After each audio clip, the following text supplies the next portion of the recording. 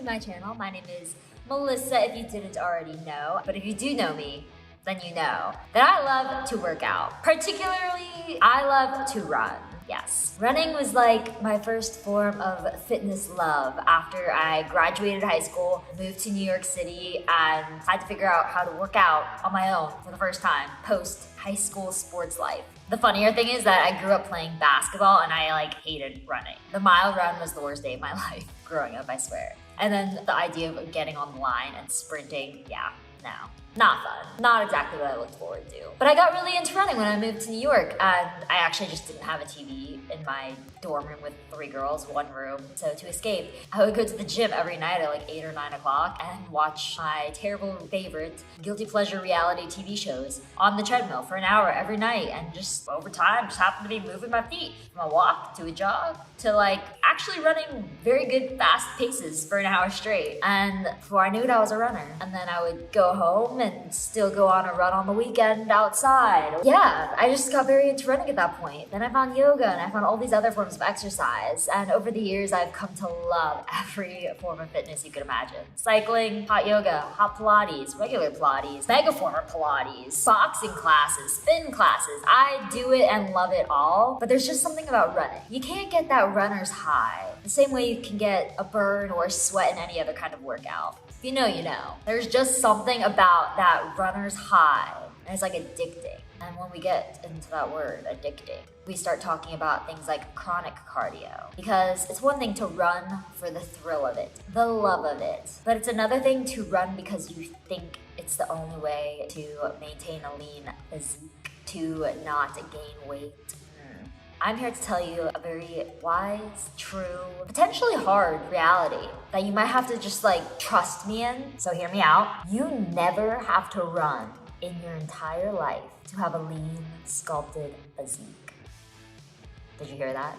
I'll say it again. If you want to have a sculpted, lean physique with tone and visible muscles, you don't have to run.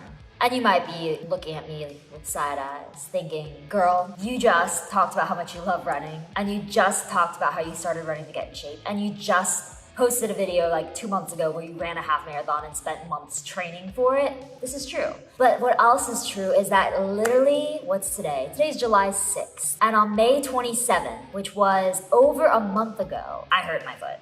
Yeah. It was pretty stupid, actually. Here's a picture of it.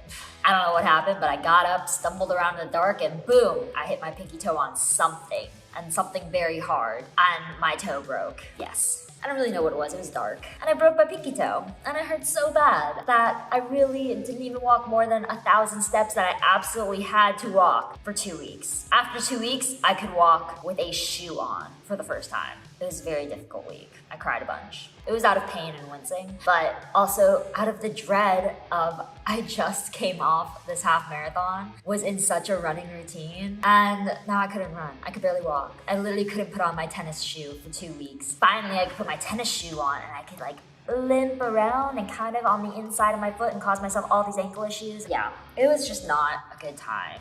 Yeah, but here's what I'm here to tell you about. Here's what the whole point of this video is that 6 weeks went by, still going by, because I'm scared to hurt this again, and it still feels very sore, my toe. But basically, I just went the last 6 weeks without running more than, well, I didn't run at all, unless I had to run to the bathroom and couldn't hold it. But I'm here to tell you that you don't have to run to be in shape, because I just went 6 weeks, 0 running, when it was quite literally what I was doing almost every single day. And did I gain a bunch of body fat? Lose tone? No, none of that. None of that happened at all, by any means. And you know why it didn't happen? It's because you don't have to run to have a lean, sculpted physique. And so this is either really great news for a lot of you who are whew, I never have to go on a run. I want to get in shape and stuff, but I don't have to force myself to run. You're welcome. You don't have to. You never have to do any kind of workout you don't want to do. But if you love to run for the sake of the high, the fun of it, and it's a way to clear your brain, it's therapeutic like it's always been for me, keep running. I will continue to run for that sake. But if you want to sculpt a physique, it's very important that you have an active lifestyle, that you get steps in, you try to fidget and move and be as active as possible throughout the day. But ultimately, when it comes to working out, building lean muscle through weight training, resistance training, doing things that involve bands or dumbbells or pushing or pulling, That's what's gonna build muscle, lean mass, that's more metabolically active than any hour-long calorie burning session. Now, when it comes to exercise and maintaining a sculpted physique long-term, it doesn't come down to the most calories you can burn in an hour a couple of times a week. No.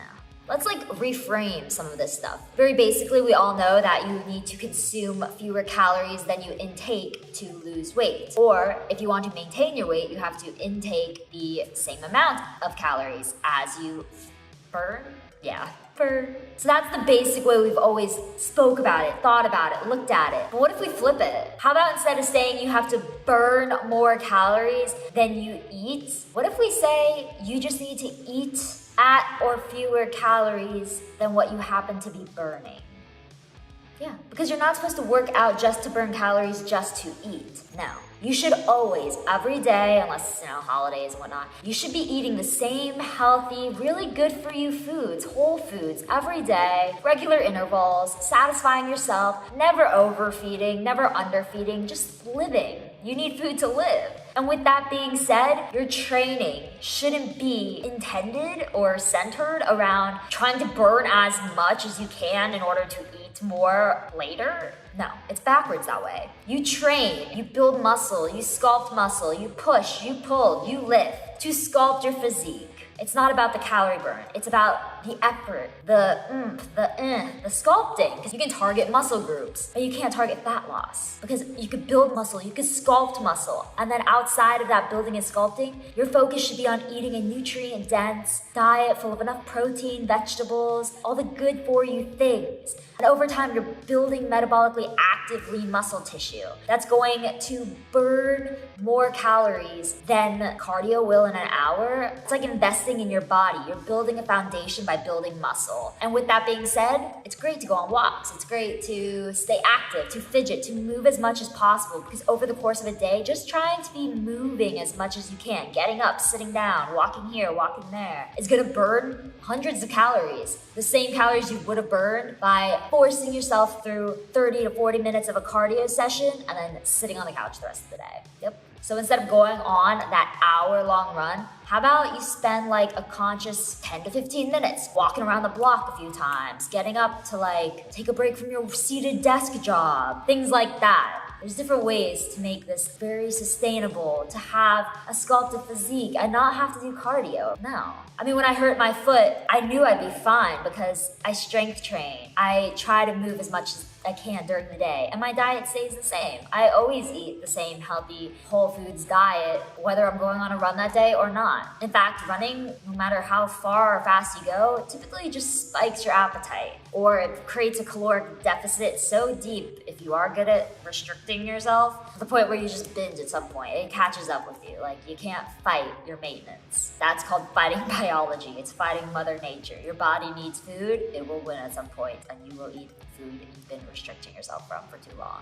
So instead of worrying about burning calories, seeking workouts that burn the most calories, I really highly encourage you to seek the ones that fulfill the heart and soul of your body, that make you feel good, that you enjoy doing. They don't have to get your heart rate up. It doesn't have to be hard. I hope this video helped a little bit, helped clarify some things, because as a runner, someone who loves to run, will continue to run, hopefully for life, despite the stupid little injuries I always get. I always have something else I could turn to, because it's not end-all be-all with calorie burning and running at all, by any means. You could train abs, you could train your upper body, you could work on your core. There's so many ways to work out that have nothing to do with calorie burn, because ultimately changes in your body composition come through strength training, through sculpting, through diet, and not through calorie burning. And over time with cardio too, your body just adapts anyway. You become more efficient at running, and so your body will burn fewer calories in those runs than it did in the beginning. And you could become stuck really hardcore in a cycle where you have to run further and longer to burn the same number of calories, and you still have to restrict and reduce those calories to maintain that weight you've worked so hard to lose. Which is why you'll see cardio work really great as soon as you start doing it or get into a routine of it, and then you'll start to see plateaus. Whereas with strength training, you can always add more weight, add more resistance, and it's not gonna inhibit some sort of caloric restriction that you need to then follow. It's only gonna actually ramp up your metabolism as you build more muscle. It's like this beneficial building versus the opposite, which cardio does, is burn and slow down your body as it tries to then conserve energy and become more efficient. I hope that made sense to you. If you have any questions, you can go ahead and leave them in the comments. I do one-on-one nutritional coaching and one-on-one personal training. If you're in New York City, happy to help, happy to sculpt your physique, get you to your goals. Let me know if you have any questions. Otherwise, do exercises that serve you, that make you feel healthy and make you feel happy. If you're not happy doing it, do not do it. That's where I'm gonna end this video. Love you guys. Bye.